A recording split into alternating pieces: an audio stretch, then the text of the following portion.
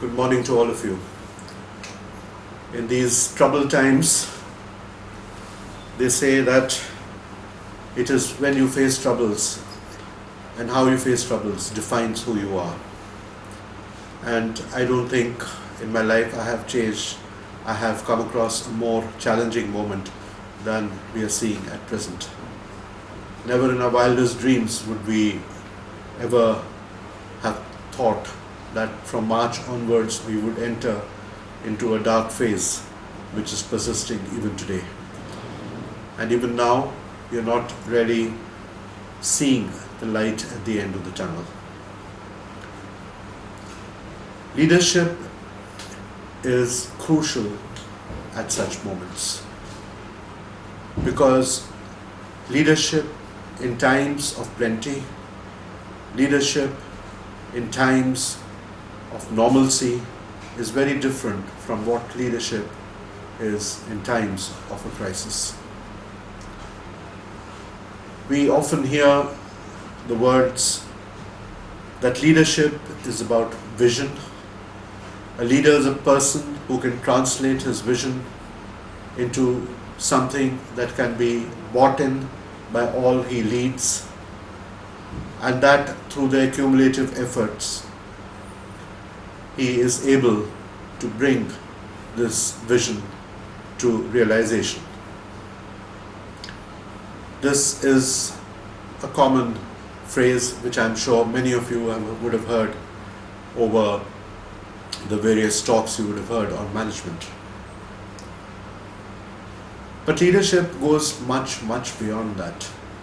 The usual cliches that we hear of leadership by example, by planning ahead, by being impartial, leadership by delegation of authority, leadership of empowering others through delegation, monitoring of the tasks given out to people, developing new leadership, in other words, mentoring the next generation and generations, I would say, to come up and take over the mantle of leadership in their time, to hold people accountable for their deeds. These are all different facets of leadership. At some time or the other, I'm sure each and every one of you will have faced or will be faced with situations like this. I think one of the most difficult things for many leaders to do is to have the capacity to let go. There is a tendency on leaders' parts to keep holding everything tightly in their hands. The reins should be held firmly is a phrase I heard in my early days when I first went into management. But this is not quite correct. In larger institutions, this would actually be detrimental because one cannot have 360-degree vision all by oneself. It is important for us to carry others along with us. And one way of carrying others along with us is by entrusting them and building them up to make them capable to take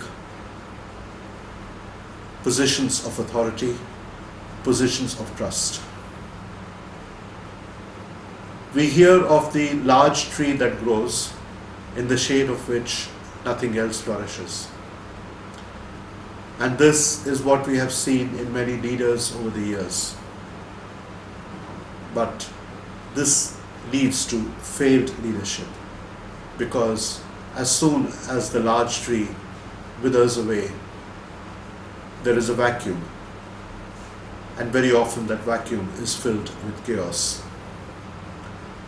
And so, mentoring of others, keeping them abreast with what you're doing, keeping on challenging them at all times to improve in what they're doing, to help them in their times of need, not by scolding them, not by punishing them, but by showing them how to lead better and how to exert their authority better is a very important quality in a leader. This is more so in the health field.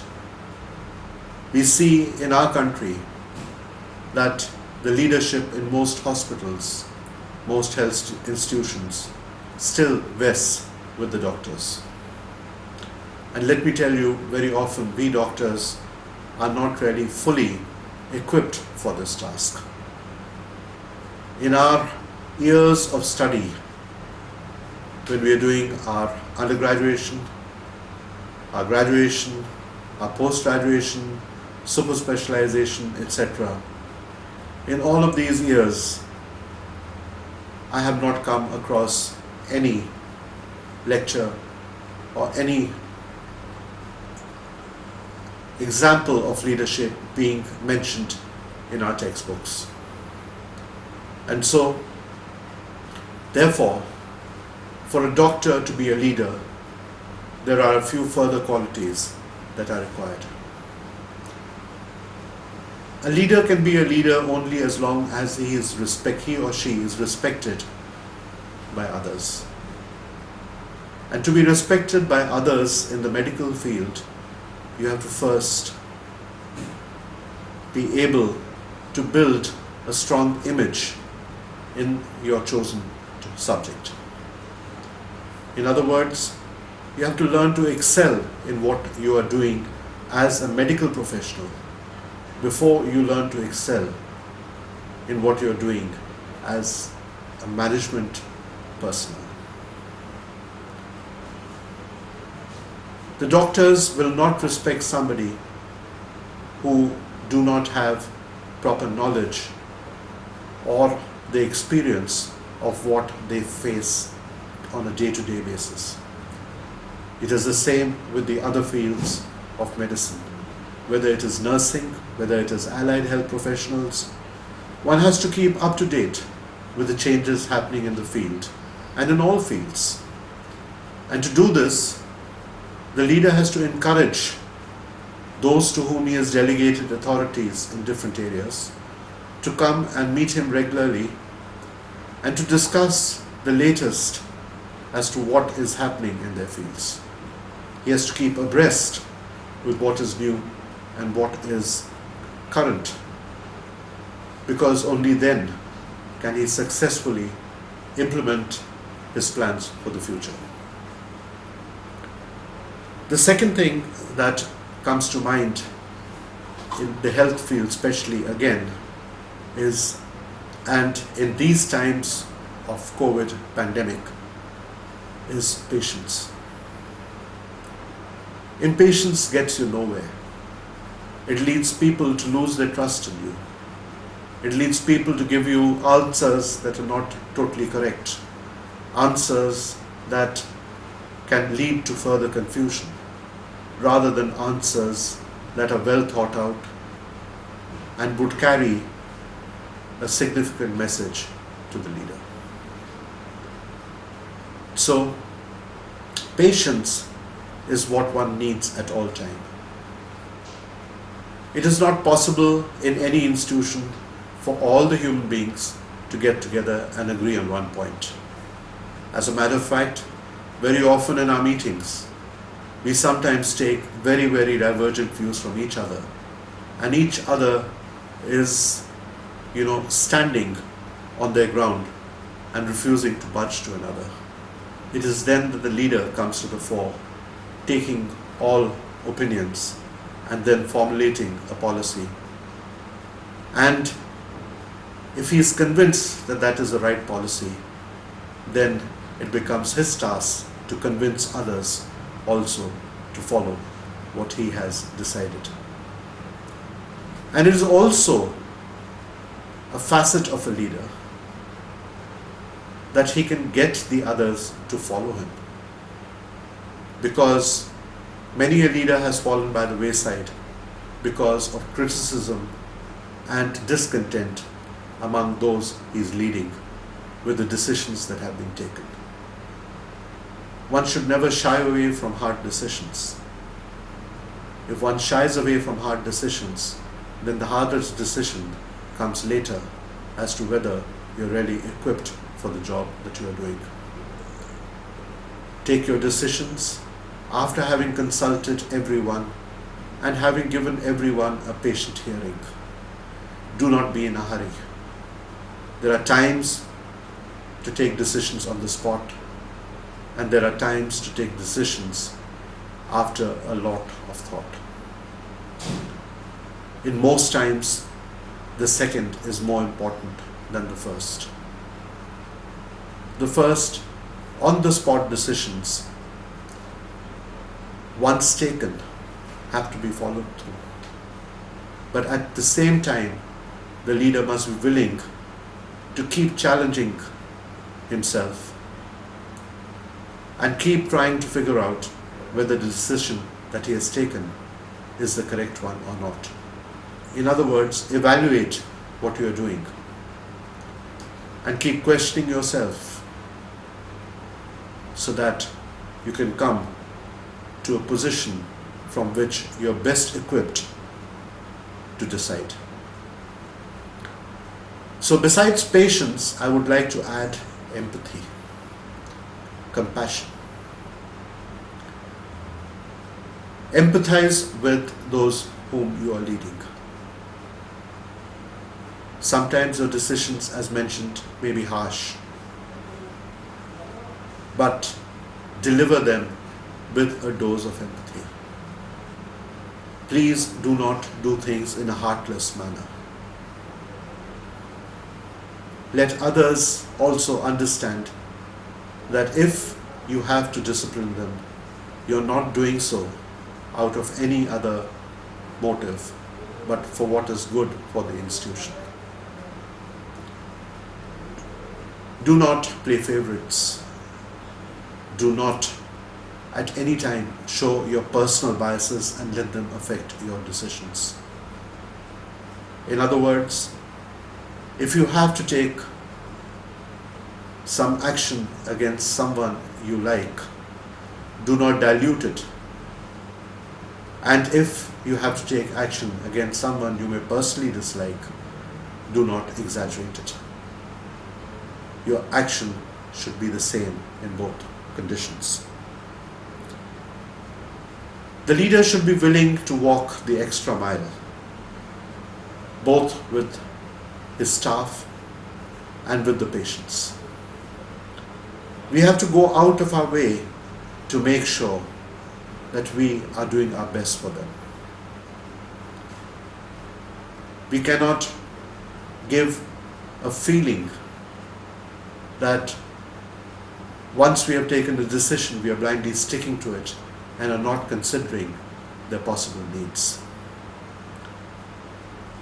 So, if you are able to share your vision with them, you will be able to get them to go along with you in a more harmonious fashion. Very often leaders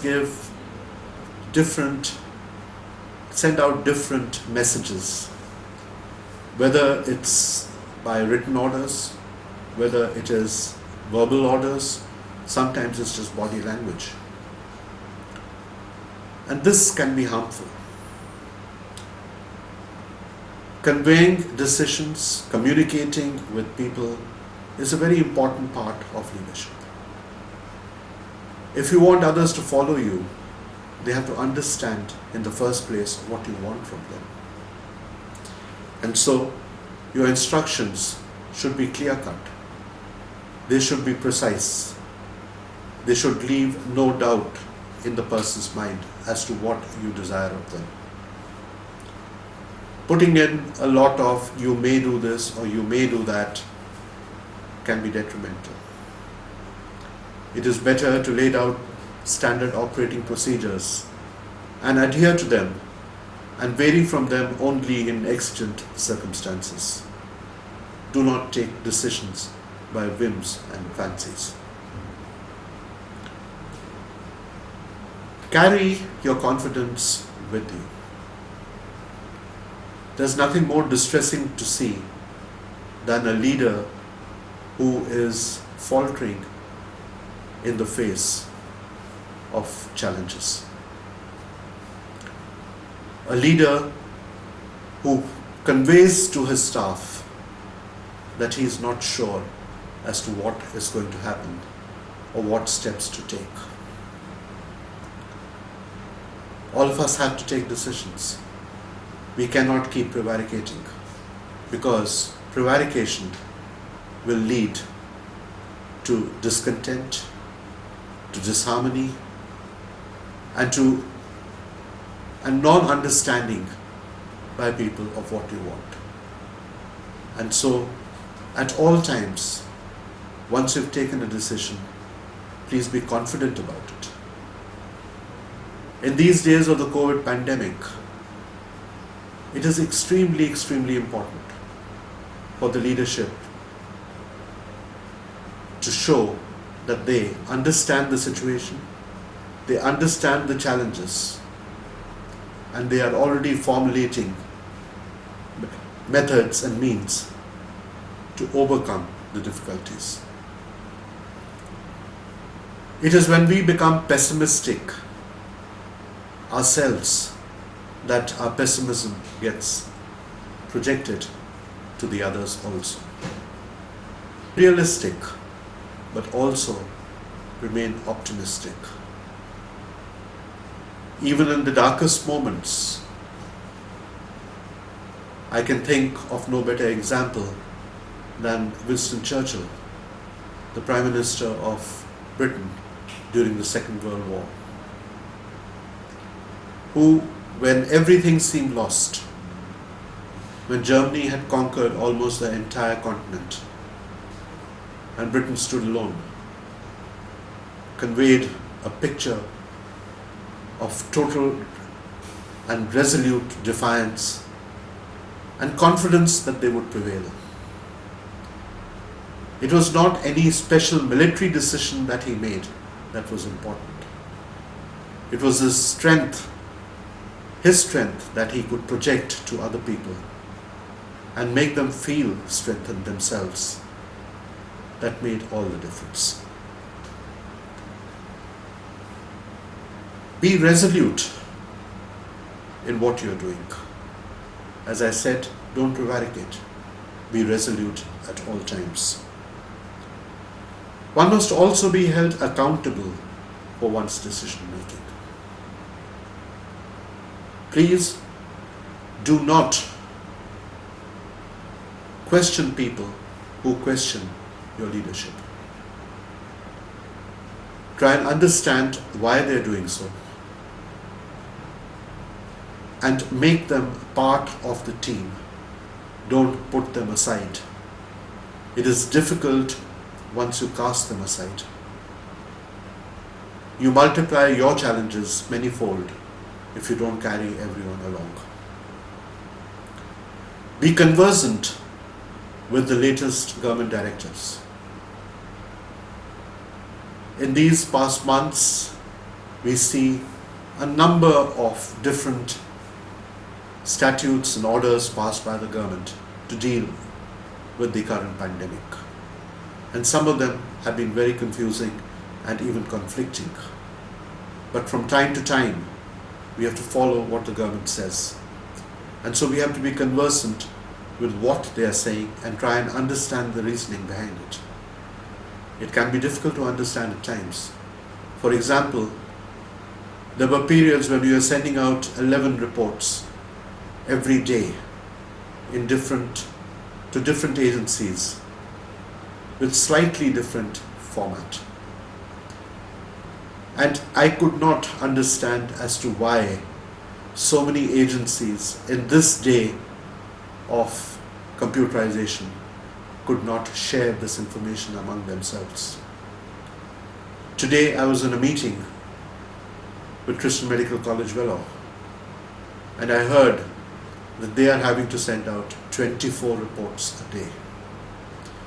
And so one has to be conversant with what is going on. We sometimes may not see the bigger picture.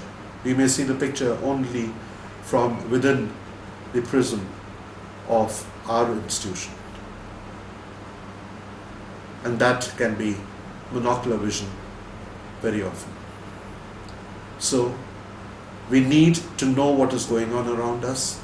We need to be able to stand up to the challenges, and we also need to be able to try and understand even conflicting orders, because in certain instances we really do not have a choice. And so when the staff comes to you and complains, "Sir, we sent out this report in the morning, now it's come back in this way," there's no point telling them, "Oh, forget it," because it will come back to you tomorrow or day after in a different format.